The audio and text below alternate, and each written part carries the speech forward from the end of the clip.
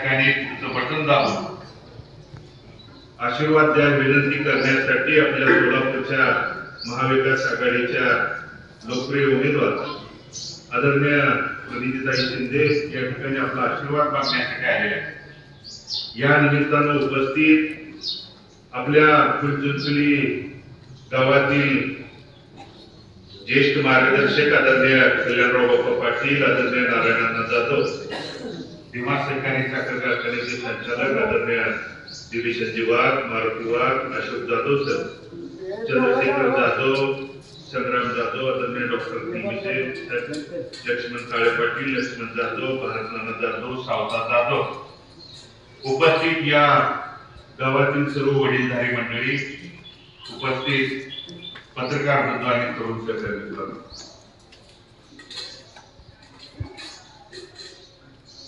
लोकसभेच्या निवडणुकीच्या अनुषंगानं संग्रामने मगाशी मनोगतात सांगितलं की त्या ठिकाणी भगीरथ बालके काय करणार, कशा पद्धतीच्या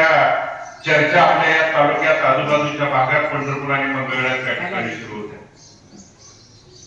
परंतु माझ्या वडिलांनी त्या ठिकाणी आम्हाला शिकवण दिली आहे,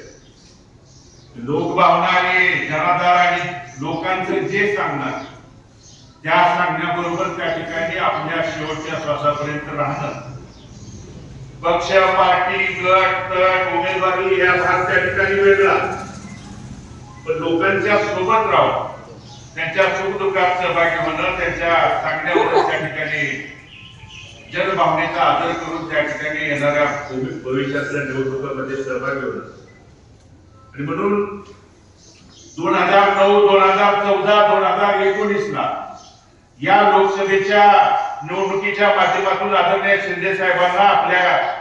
पंढरपूर मंगळवेढा मतदारसंघ असेल किंवा आपल्या पंढरपूरची विभागणी झाल्यानंतर जी 17 गावं मोहोळ मतदारसंघाला जोडली गेली, ह्या 17 गावांनी त्या ठिकाणी नेहमी आशीर्वाद रूपी मतदान करून मताधिक्य देण्याची भूमिका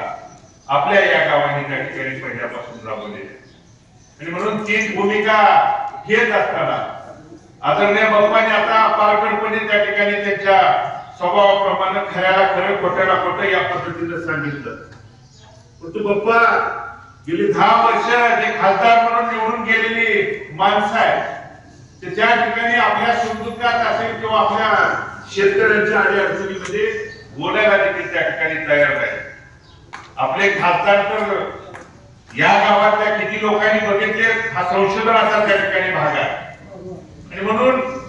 महत्वाच्या वेळी त्यांचं मौन व्रत असतं। एखाद्या कुठल्याही मला काही आठवतंय डीपीडीसीच्या अनेक मीटिंग तुम्ही त्या ठिकाणी हजर असायचा, त्या डीपीडीसीच्या मीटिंग बहुतांश करून गुरुवारीच असायच्या आणि आपल्या खासदार साहेबांचं गुरुवारी नेहमी मौन व्रत असतं। ते फक्त चिठ्ठी देतात, माझं मौन व्रत आहे, मी बोलू शकत नाही। मग आमच्या वेदना, आमच्या शेतकऱ्याचं म्हणणं, आज उशाची पाणी परंतु लाईटची परिस्थिती 2 तासाच्या वर, फक्त आपल्याला कागदावरती बातम्यातच त्या ठिकाणी बघायला मिळतं 6 तास केली आहे, 8 तास केली आहे, परंतु प्रत्यक्ष किती तास लाईट मिळते हे अनुभवूनच उद्याच्या त्या ठिकाणी 7 तारखेला मतदान करण्याची आपल्याला आवश्यकता आलेली आहे। आरक्षणाच्या नावाखाली बहुजन समाजामध्ये वाद पेटवणं, सर्वसामान्यांच्या मध्ये त्या ठिकाणी आता पप्पांनी सांगितलेल्या पद्धतीनं प्रचाराचा मुद्दा काय, तर आम्ही तुम्हाला 6000 दिलं, पण 6000 देत असताना आमचे लाखो रुपये वेगवेगळ्या माध्यमातून त्या ठिकाणी कपड्यावरती टॅक्स असेल, त्या पद्धतीनं ज्या आपल्या शेतीला निगडीत असणाऱ्या खता, बियाणं सगळ्या गोष्टीतून त्या ठिकाणी औषधातून तुम्ही हजारो रुपयाचा टॅक्स आमच्या खिशातून त्या ठिकाणी एकीकडे घेता आणि 6000 रुपये आम्हाला दिलं म्हणून तुम्ही ते प्रचारात सांगत असाल, तर आपल्या शेतकऱ्यांच्यासाठी जागरूकतेनं उद्याच्या 7 तारखेला मतदान करणं ही आपल्याला काळाची त्या ठिकाणी गरज झालेली आहे। आणि म्हणून गट, तट, पक्ष, पार्टी तो उपस्थित सगळ्या वेगवेगळ्या विचाराची त्या ठिकाणी माणसं आहे, पण या एकवटल्याचं या ठिकाणी एकत्रित येण्याचं कारण काय, तर ज्या सरकारच्या नावाखाली पंतप्रधानांनी 10 वर्ष त्या ठिकाणी फसवलं, या राज्यात वेगवेगळ्या भूमिका घेऊन आपल्याला त्या ठिकाणी फसवण्याचं काम गेल्या 10 वर्षापासून त्या ठिकाणी सुरू आहे। हे कुठं जर थांबवायचं झालं तर आपापसात आपल्या त्या ठिकाणी मतभेद असतील, गट त्या ठिकाणी बाजूला सारून उद्याच्या 7 तारखेला आपण प्रामाणिकपणे, मग कोण पुढा आहे, भगीरथ पुढा म्हणून मी त्या ठिकाणी एखाद्याने विरोध करायचा, परंतु या वेळची जर बारकी चूक आपल्याला त्या ठिकाणी झाली तर उद्या ज्या पद्धतीनं 10 वर्ष आपण जवळून त्या ठिकाणी भोगलंय ती पुढच्या पिढीसाठी, शेतकऱ्यांच्यासाठी, सर्वसामान्यांच्यासाठी, नागरिकांच्यासाठी येऊ नये म्हणून ही विनंती करायला मी आपल्या गावापर्यंत, आपल्या भागामध्ये त्या ठिकाणी आलेलो आहे. आणि म्हणून ताईंना त्या ठिकाणी सांगितलंय, जे जे येतील त्यांना सोबत घेऊन त्या ठिकाणी पंढरपूर, मंगळवेढा आणि मोहोळला जोडलेल्या आपल्या या 17 गावामधून मताधिक्य देण्याच्या बाबतीत आपल्या या पुढील गावानं कायम आशीर्वाद रूपी मतदान आदरणीय शिंदे साहेबांच्या पाठीमागं आणि आदरणीय शिंदे साहेबांच्याच विचारावरती, कार्यावरती पाऊल ठेवून ताईंची त्या ठिकाणी वाटचाल विधानसभेच्या माध्यमातून 3 पंचवार्षिक सोलापूर जिल्ह्याने त्या ठिकाणी बघितलेली आहे. आणि म्हणून पप्पांनी सांगितलं खरं आहे,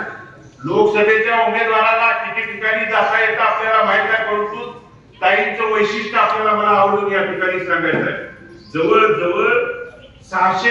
त्या ठिकाणी गाव आहेत आणि मोठी शहरं जवळजवळ 5. मग त्या ठिकाणी पंढरपूर असेल, मंगळवेढा असेल, मोहोळ असेल, अक्कलकोट असेल, दुधनी असेल किंवा सोलापूर सारखं लाखोच्या संख्येचं शहर असेल. या शहराच्या प्रत्येक भागात आणि 600 गावात कमीत कमी माझा अंदाज आहे 450हून अधिक गावात तुमची त्या ठिकाणी गावभेटीच्या माध्यमातून प्रत्यक्ष त्या गावात जाऊन वडीलधारे असतील त्या ठिकाणी माता भगिनींचा आशीर्वाद मागण्यासाठी ताई आपल्यापर्यंत आलेल्या आहेत. मात्र पुढच्यानी फक्त त्या ठिकाणी वरून आदेश द्यायचा आणि चुकीच्या त्या ठिकाणी आपल्या मातृदेवची बसणारी माणसं आहे. म्हणून आपली माणसांना तुम्ही अधिकारवाणीनं बोलू शकता. उद्या कुठलीही अडचण आली तर ही आपली हक्काची माणसं आहेत, हातावर त्या ठिकाणी धरून सांगू शकता की आमचं हे काम आहे, करू शकता. पण पुढं जवळ देखील जायचा अधिकार आपल्याला त्या ठिकाणी असणार नाही. म्हणून या सगळ्या सारासार गोष्टीचा विचार करून उद्याच्या 7 तारखेला हाताच्या चिन्हावरती आपलं भरघोस असा आशीर्वाद, गट तट पक्ष पार्टी याच्या पलीकडे जाऊन आपण सगळ्यांनी आशीर्वाद रूपी मतदान ताईंच्या पाठीमागे द्यावं ही कळकळीची आपल्या सर्वांना त्या ठिकाणी विनंती.